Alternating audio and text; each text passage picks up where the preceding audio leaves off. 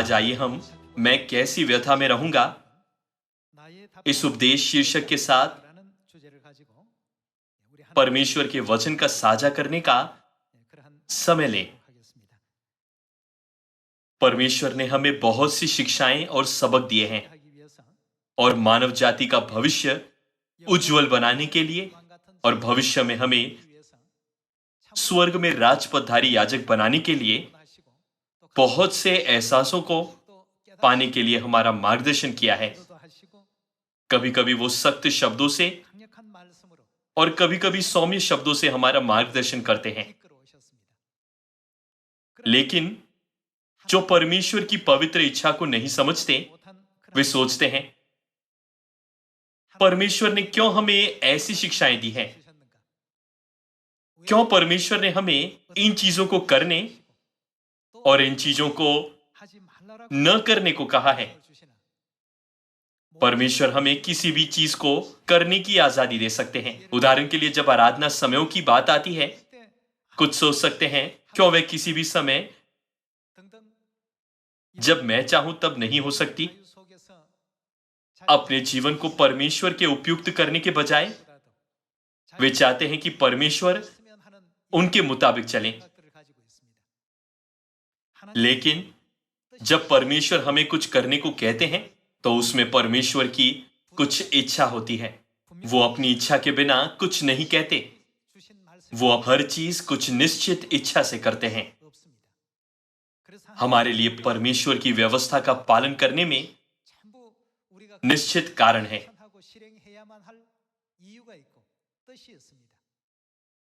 इसीलिए यदि हम परमेश्वर की इच्छा को और परमेश्वर की पवित्र शिक्षाओं को पूरी तरह से महसूस न करें तो परमेश्वर को कैसा लगेगा? वो दुखी और व्यथित होंगे। यह बाइबल में लिखा है, मैं कैसी व्यथा में रहूंगा। परमेश्वर ने हमें सभी शिक्षाएं प्रदान की हैं ताकि हमारे साथ अच्छा हो और हमारा भविष्य उज्जवल और महिमामय हो। हालांकि हम परमेश्वर की इच्छा नहीं समझते, न ही उसका पालन करते हैं, तो परमेश्वर को कल और आज भी दुखी और व्यथित महसूस होता है। मैं कैसी व्यथा में रहूंगा। पिता के आगमन के इस 100वें वर्ष में सियोन की सभी संतानों को पिता को उनकी व्यथा से राहत देनी चाहिए ताकि वो और अधिक व्यथा में न रहें। आइए हम लूका अध्याय 12 आयत 49 पर एक नजर डालें। मैं पृथ्वी पर आग लगाने आया हूं और क्या चाहता हूं केवल यह कि अभी सुलग जाती। मुझे तो एक बपतिस्मा लेना है और जब तक वो अब न हो ले तब तक मैं कैसी व्यथा में रहूंगा।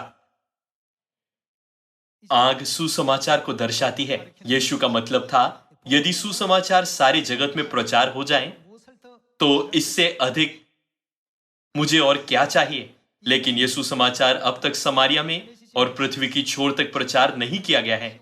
इसलिए जब तक मैं इस पृथ्वी पर वापस ना आऊं और बपतिस्मा लेकर उस कार्य को पूरा न करूं तब तक मैं कैसी व्यथा में रहूंगा। जब हम उन मामलों को देखें जिनसे परमेश्वर व्यथित है तो कभी कभी परमेश्वर तब व्यतीत होते हैं जब हम उनके वचनों को नहीं मानते।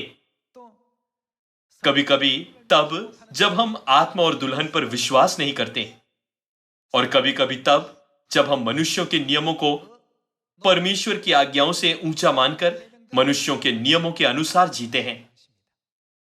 और परमेश्वर तब व्यतीत होते हैं जब हम प्रचार करने की उनकी पवित्र आज्ञा को भूल जाते हैं। परमेश्वर सच में तब व्यतीत होते हैं जब वो अपनी संतानों को प्रचार न करते हुए देखते हैं। साथ ही जब परमेश्वर हमें प्रार्थना न करते देखते हैं तब वो व्यतीत होते हैं। भले ही परमेश्वर शरीर में आए, लेकिन जब लोग उन पर विश्वास करने में नाकाम होते हैं तब परमेश्वर व्यतीत होते हैं।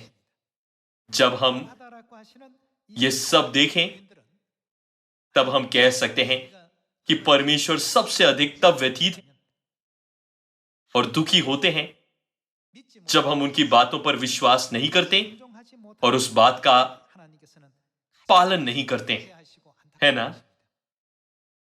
आपके पास भी संतान है।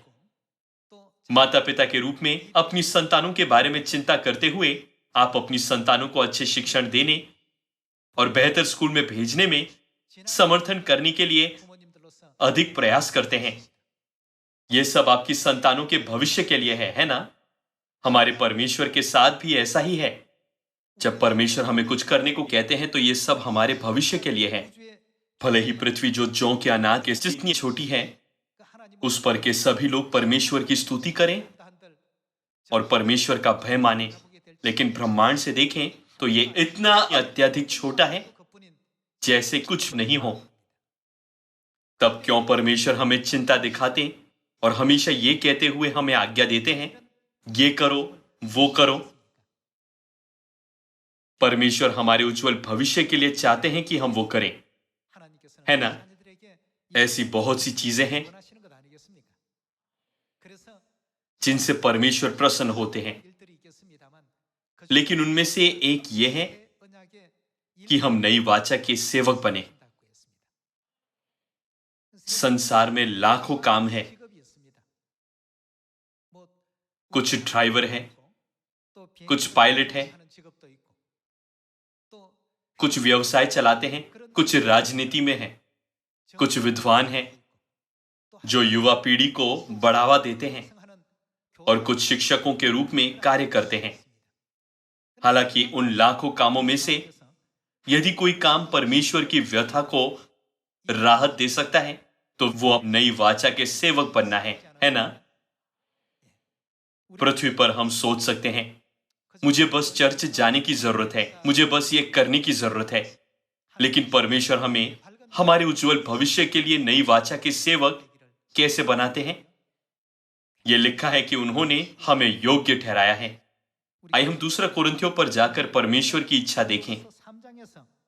दूसरा कोरिन्थियों अध्याय 3 आयत 6, जिसने हमें किसके सेवक? उन्होंने हमें नई वाचा के सेवक होने के योग्य भी किया। यहां वो परमेश्वर को संकेत करता है ना? परमेश्वर ने हमें नई वाचा के सेवक होने के योग्य भी किया, शब्द के सेवक नहीं वरन आत्मा के, क्योंकि शब्द मारता है पर आत्मा चिल्लाता है। इसका मतलब परमेश्वर हमारे नई वाचा के सेवक होने पर प्रसन्न होते हैं। सभी माता पिता अपनी संतानों का बेहतर भविष्य चाहते हैं, है ना? परमेश्वर हमारे आत्मिक माता पिता है और चाहते हैं कि जब हम आत्मिक दुनिया में लौटे तो हम महान शख्स बने। कोई माता पिता नहीं चाहते कि उनकी संतानों का भविष्य मलिन और भद्दा हो। यदि मैं यहां माता पिता से प्रश्न करूं जो संतानों को पालते हैं, आप क्या चाहते हैं कि आपकी संतान भविष्य में कौन सा काम करें? वे कहेंगे, मैं चाहता हूं कि मेरा बेटा एक सभासद बने, मैं चाहता हूं कि मेरा बेटा एक जज या वकील बने, या मैं चाहता हूं कि मेरा बेटा एक प्रोफेसर बने। सभी माता पिता के पास अपनी खुद की चाह है। तब परमेश्वर क्या चाहते हैं कि भविष्य में हम किस काम का चुनाव करें? हमारे परमेश्वर चाहते हैं कि हम नई वाचा के सेवक बने। जैसे मानव माता पिता चाहते हैं कि उनकी संतान जज या वकील या प्रोफेसर या डॉक्टर बने, ठीक वैसे हमारे परमेश्वर चाहते हैं कि सभी लोग जो उन पर विश्वास करते हैं नई वाचा के सेवक बने, है ना? तो जब हम नई वाचा के सेवकों के रूप में कार्य करें तब किस प्रकार का परिणाम आएगा? आइए हम इब्रानियों अध्याय 9 में जवाब खोजें। इब्रानियों अध्याय 9 वचन 15। इसी कारण वह नई वाचा का मध्यस्थ है। यहां वो यानी मसीह यीशु को हम नई वाचा के मध्यस्थ होने की भूमिका निभाते देख सकते हैं। मसीह नई वाचा का मध्यस्थ है ताकि उसकी मृत्यु के द्वारा जो पहली वाचा के समय के अपराधों से छुटकारा पाने के लिए हुई है, बुलाए हुए लोग प्रतिज्ञा के अनुसार अनंत मिरास को प्राप्त करें। चूंकि परमेश्वर चाहते हैं कि हम प्रतिज्ञा के अनुसार अनंत मिरास प्राप्त करें, तो वो क्या चाहते हैं कि हम किसके सेवक बने? वो चाहते हैं कि हम नई वाचा के सेवक बने। कुछ संतान नहीं समझती कि क्यों परमेश्वर ऐसी इच्छा रखते हैं और वे अपनी इच्छा के अनुसार जीती है। लेकिन परमेश्वर की कुछ इच्छा है। मैं किसे प्रतिज्ञा के अनुसार अनंत मिरास दूं? परमेश्वर ने उन संतानों को स्वर्ग की मिरास देने का संकल्प बनाया है जो नई वाचा के लिए कड़ी मेहनत करती है ना? चूंकि स्वर्ग की मिरास नई वाचा के द्वारा दी जाती है, तो परमेश्वर हमें प्रतिज्ञा के अनुसार अनंत मिरास देंगे। स्वर्ग राज्य की महिमा के संबंध में जिसे नई वाचा के सेवक पाएंगे, आइए हम दानियल अध्याय 12 में संक्षेप में स्पष्टीकरण देखें। दानियल अध्याय 12 वचन 1। उसी समय मिकाएल नामक बड़ा प्रधान, जो तेरे जाति भाइयों का पक्ष करने को खड़ा रहता है, वह उठेगा। तब ऐसे संकट का समय होगा जैसा किसी जाति के उत्पन्न होने के समय से लेकर अब तक कभी न हुआ न होगा। परंतु उस समय तेरे लोगों में से जितनों के नाम परमेश्वर की पुस्तक में लिखे हुए हैं, वे बच निकलेंगे। जो भूमि के नीचे सोए रहेंगे, उनमें से बहुत से लोग जाग उठेंगे। कितने तो सदा के जीवन के लिए, और कितने अपनी नाम धराई और सदा तक अत्यंत घिनौने ठहरने के लिए। तब सिखाने वालों की चमक आकाश मंडल किसी होगी, और जो बहुतों को धर्मी बनाते हैं, बहुतों को धर्मी बनाने वाले वे हैं जो नई वाचा के सुसमाचार कार्य को करते हैं, है ना? जो बहुतों को धर्मी बनाते हैं, वे सर्वदा तारों के समान प्रकाशमान रहेंगे। चूंकि ऐसी अनंत महिमा दी जाएगी, तो परमेश्वर ये आशा करते हुए कि हम वो स्वर्गीय संतान होंगे जो स्वर्ग में सबसे अनुग्रहपूर्ण जीव होंगे, चाहते हैं कि हम सभी नई वाचा के कार्य करें। इसीलिए वे 2000 वर्ष पहले इस पृथ्वी पर आए। उन्होंने स्वर्ग जाने से पहले अपना अंतिम निवेदन हमारे लिए छोड़ा, नई वाचा के सेवक बनो। आइए हम मरकुस अध्याय 16 वचन 15 देखें। और उसने उनसे कहा, तुम सारे जगत में जाकर सारी सृष्टि के लोगों को क्या करो? परमेश्वर ने हमें कहा कि सुसमाचार प्रचार करो और नई वाचा के सेवक बनो। तुम सारे जगत में जाकर सारी सृष्टि के लोगों को सुसमाचार प्रचार करो। जो विश्वास करे और बपतिस्मा ले, उसी का उद्धार होगा, परंतु जो विश्वास न करेगा, वो दोषी ठहराया जाएगा। परमेश्वर ने उन्हें विशेष वरदान और अधिकार दिया है जो नई वाचा के लिए काम करते हैं। परमेश्वर ने परमेश्वर की जगह पर उस कार्य को करने का अधिकार और पद दिया। मरकुस अध्याय 16 वचन 15 में परमेश्वर ने आत्मविश्वास से हमें कहा कि जो नई वाचा के सुसमाचार को ग्रहण करेंगे, वे उद्धार पाएंगे, और जो ग्रहण नहीं करेंगे, वे दोषी ठहराए जाएंगे। नई वाचा के सेवकों के पास इस प्रकार का अधिकार है। इसीलिए जब हमने परमेश्वर से पूछा, आप क्या चाहते हैं कि हम भविष्य में क्या बने, परमेश्वर ने कहा, मैं सबसे अधिक तब प्रसन्न होऊंगा जब तुम नई वाचा के सेवक बनोगे। यह इसीलिए क्योंकि वो सबसे शानदार मार्ग है जो भविष्य में स्वर्ग के राज्य में खोला जाएगा। मैं आपको एक कहानी बताना चाहता हूं। एक धनी मनुष्य मर गया और परमेश्वर के न्याय सिंहासन के सामने खड़ा हुआ। तो परमेश्वर ये विचार करते हुए गहरी सोच में गिरे कि क्या वो उसे स्वर्ग में भेजे या नरक में। तब धनी मनुष्य ने परमेश्वर को उस पर एक एहसान करने को कहा, ओ परमेश्वर, मैं स्वर्ग जाना चाहता हूं, कृपया मुझे स्वर्ग में भेजिए, और मेरी एक विनती है, मुझे अपनी सारी संपत्ति जो मैंने पृथ्वी पर इकट्ठा की स्वर्ग ले जाने दीजिए। उसने उस तरह परमेश्वर से निवेदन किया। चूंकि वो परमेश्वर से बहुत आग्रहपूर्वक मांग रहा था, तो परमेश्वर उसे बेरहमी से नरक नहीं भेज सकते थे। स्वर्ग में कोई नियम नहीं है जो उस प्रकार की इच्छा को पूरी करे, लेकिन वो परमेश्वर से इतनी आग्रहपूर्वक विनती कर रहा था तो परमेश्वर ने उसके निवेदन को मान लिया।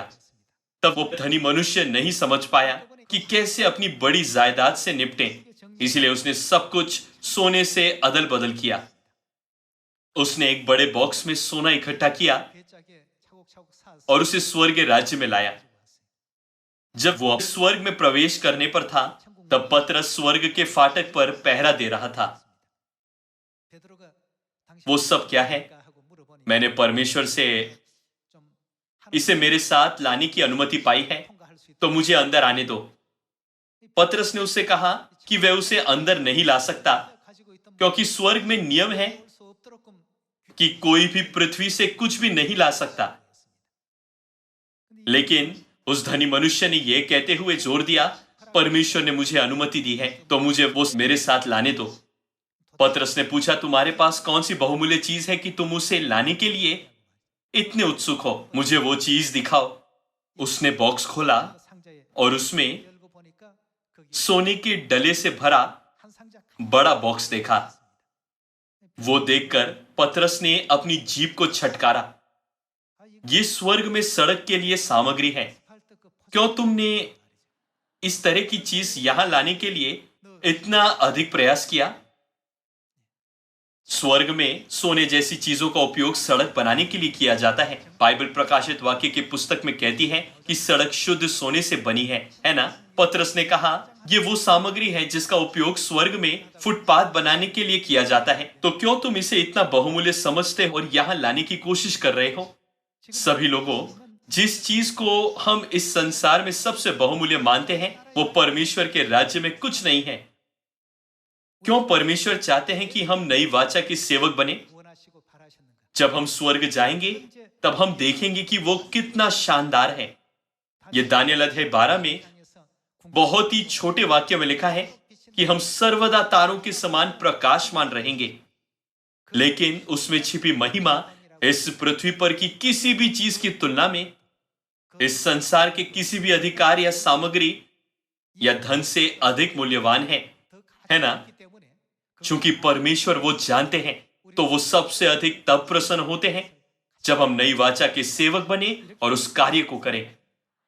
और मरकुस अध्याय 16 में परमेश्वर ने कहा, तुम सारे जगत में जाकर सारी सृष्टि के लोगों को सुसमाचार प्रचार करो। यानी नई वाचा के सेवकों के रूप में सारी सृष्टि को यह सुसमाचार प्रचार करो। जब आप सुसमाचार प्रचार करें, तो जो स्वीकार करेंगे और वचनों पर विश्वास करेंगे, उनका उद्धार होगा, और जो विश्वास नहीं करें, वह दोषी ठहराया जाएगा। यह अधिकार कितना महान है! परमेश्वर ने जीवन और मृत्यु की कुंजियां किसके हाथों में रखी हैं? परमेश्वर ने उन्हें नई वाचा के सेवकों के हाथों में रखा है ना? आइए हम सभी एस्केल अध्याय 3 पर एक नजर डालें। भले ही इसी प्रकार की महिमा है, लेकिन लोग बाइबल की शिक्षाओं पर विश्वास नहीं करते, इसलिए परमेश्वर दुखी और व्यथित है। परमेश्वर पूछ रहे हैं, तुम क्यों बाइबल पर विश्वास नहीं करते? आइए हम एस्केल अध्याय 3 वचन 16 देखें।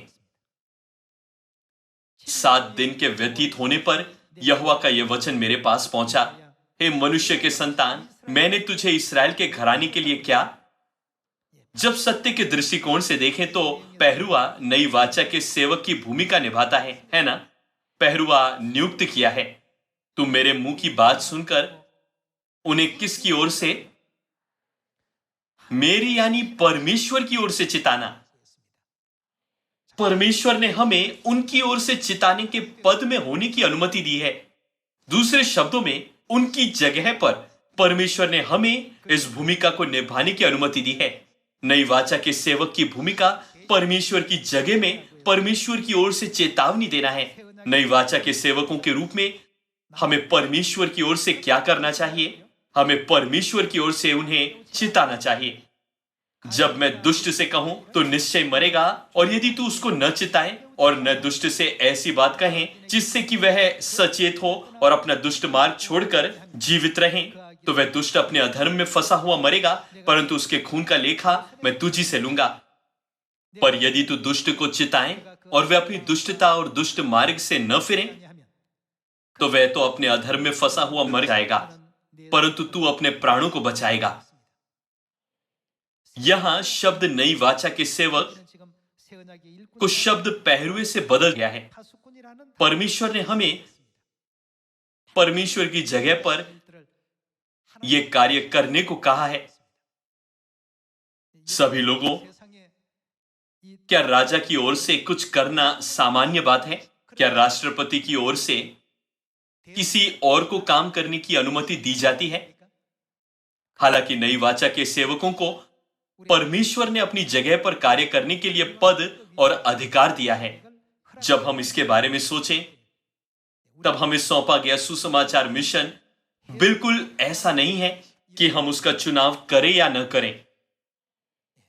चूंकि परमेश्वर आदि से अंत देखते हैं और मार्ग जानते हैं, तो हमारे स्वर्गीय माता पिता चाहते हैं कि हम अच्छे और सही मार्ग पर जाएं, है ना?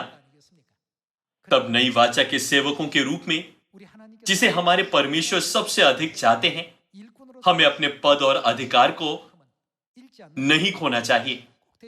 आइए हम दूसरा तीमुथियुस अध्याय 4 पर जाएं। जब हम परमेश्वर के वचनों पर विश्वास न करें, तब परमेश्वर व्यतीत होते हैं। बाइबल के सभी वचन परमेश्वर के वचन हैं। हमें हमेशा उनके वचनों को अपने हृदयों पर उत्कीर्ण करना चाहिए और सोचना चाहिए, परमेश्वर सबसे अधिक किससे प्रसन्न होते हैं और परमेश्वर सबसे वांछनीय किससे मानते हैं। सभी माता पिता चाहते हैं कि उनकी संतान राष्ट्रपति, प्रधानमंत्री या एक महान नेता की तरह बने और भविष्य में दूसरों की तुलना में बड़े पद पर रहें। हमारे स्वर्गीय माता पिता के साथ भी ऐसा ही है। स्वर्गीय माता और पिता चाहते हैं कि हम नई वाचा के सेवकों के पद में रहें, जो भविष्य में दूसरों की तुलना में कहीं अधिक उत्कृष्ट और महान है। मुझे आशा है कि हम ये समझते हुए कि इस पृथ्वी की चीजों के मूल्य में और स्वर्ग की चीजों के मूल्य में अंतर है, स्वर्ग के राज्य की चीजों के मूल्य में हमारे जीवन का लक्ष्य बनाएंगे। आइए हम दूसरा तीमुथियुस अध्याय 4 वचन 1 देखें। परमेश्वर और मसीह यीशु को गवाह करके जो जीवितों और मरे हुओं का न्याय करेगा और उसके प्रकट होने और राज्य की सुधि दिलाकर मैं तुझे आदेश देता हूं। परमेश्वर के राज्य की सुधि में परमेश्वर हमें कौन सा आदेश देते हैं? वचन का प्रचार कर। इसका मतलब हमें नई वाचा के सेवक बनना चाहिए। तू वचन का प्रचार कर, समय और असमय तैयार रहे, सब प्रकार की सहनशीलता और शिक्षा के साथ उल्हाना दे और डांट और समझा, क्योंकि ऐसा समय आएगा जब लोग खरा उपदेश न सह सकेंगे, पर कानों की खुजली के कारण अपनी अभिलाषाओं के अनुसार अपने लिए बहुत से उपदेशक बटोर लेंगे और अपने कान सत्य से फेर कर कथा कहानियों पर लगाएंगे। पर तू सब बातों में सावधान रहे, दुख उठा, सुसमाचार प्रचार का काम कर। सुसमाचार प्रचार का काम क्या है? वह नई वाचा के सेवक का काम है ना? और अपनी सेवा को पूरा कर। वचन 6, क्योंकि अब मैं अग्र के समान उड़ेला जाता हूं और मेरे कूच का समय आ पहुंचा है।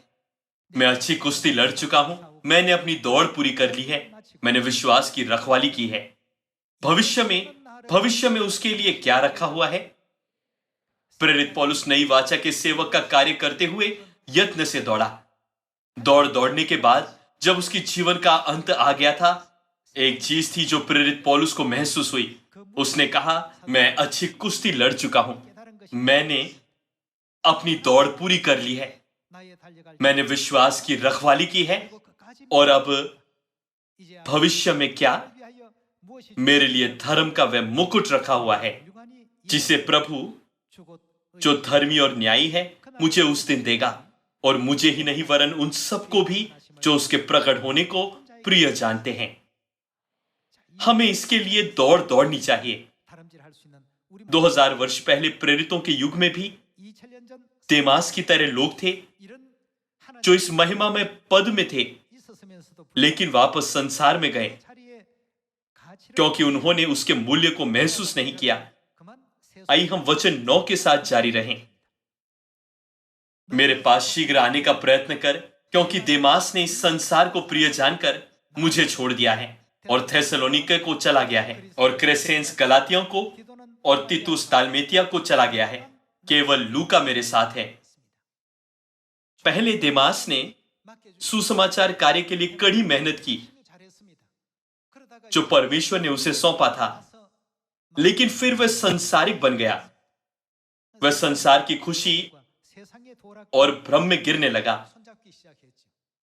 सुसमाचार कार्य का अंत नहीं दिखा, लेकिन संसार के लोगों के जीने का तरीका मजेदार लगा। इसीलिए उसने नई वाचा के सेवक का महिमा में पद छोड़ दिया, जिस पर परमेश्वर चाहते थे कि वह रहे। वो एसाव की तरह था।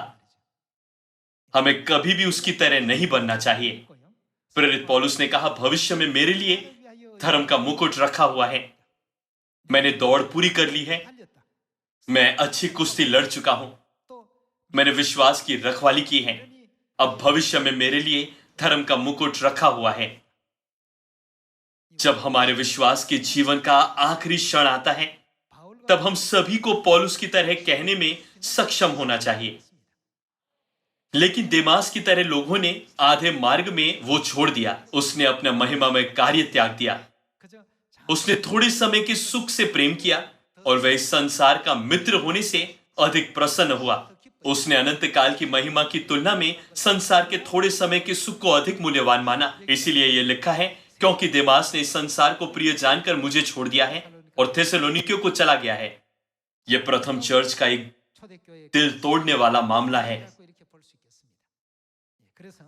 आइए हम मत्ती अध्याय 25 के द्वारा देखें कि यीशु अंतिम दिन पर आने पर उन्हें कैसे आशीष देंगे, जिन्होंने नई वाचा के सेवकों का काम किया है। मत्ती अध्याय 25 वचन 14, क्योंकि यह उस मनुष्य की सी दशा है जिसने परदेश जाते समय अपने दासों को बुलाकर अपनी संपत्ति उनको सौंप दी।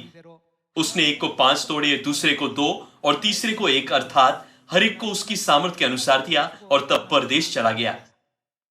ये 3 लोग कौन सा काम कर रहे हैं? वे नई वाचा का प्रचार करने का काम है।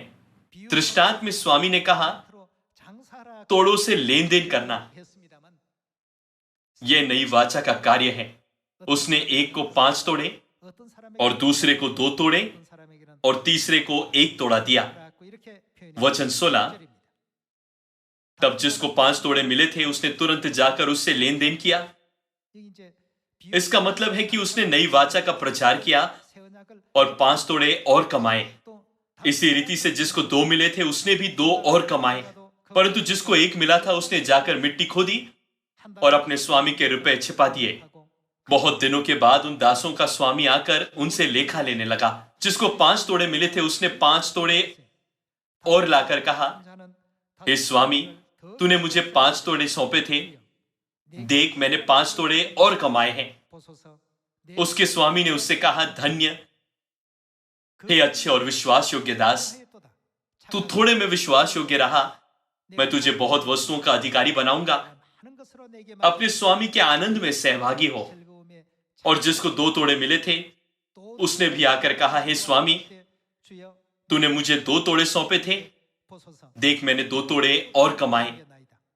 उसके स्वामी ने उससे कहा, धन्य हे अच्छे और विश्वास योग्य दास, तू थोड़े में विश्वास योग्य रहा, मैं तुझे बहुत वस्तुओं का अधिकारी बनाऊंगा। अपने स्वामी के आनंद में सहभागी हो।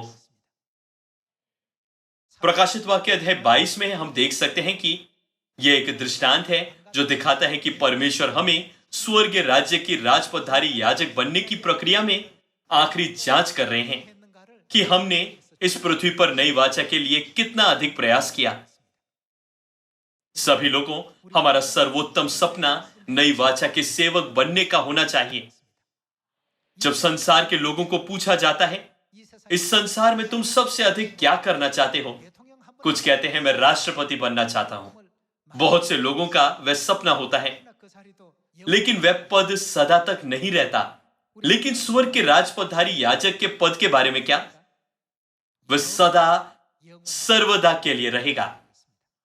इसीलिए परमेश्वर ने कहा, नई वाचा का सेवक होना बहुत बड़ी बात है, लेकिन मैं व्यथित हूं कि लोग इसके मूल्य को नहीं जानते हुए जी रहे हैं। मैं कैसी व्यथा में रहूंगा। चूंकि वे मेरी बातों पर और उसमें शामिल मूल्य पर विश्वास नहीं करते, परमेश्वर को बहुत व्यतीत महसूस होता है। सभी लोगों, आइए हम अपना बाकी बचा समय परमेश्वर की इच्छा की आज्ञाकारिता में समारिया में और पृथ्वी की छोर तक इस सुसमाचार का प्रचार करें। परमेश्वर ने उन सबको नई वाचा के सेवक होने का अधिकार दिया है जो उन पर विश्वास करते हैं। आशा करते हुए कि आप नई वाचा के सेवक बनेंगे जिसने पिता और माता प्रसन्न होते हैं, और आप संसार के 7 अरब लोगों की अगुवाई परमेश्वर की बाहों में करने के लिए अपना संपूर्ण हृदय और मन लगाएंगे और उन्हें मसीह की मजबूत सुगंध फैलाएंगे। मैं आज का उपदेश को समाप्त करना चाहूंगा। आपका बहुत बहुत धन्यवाद।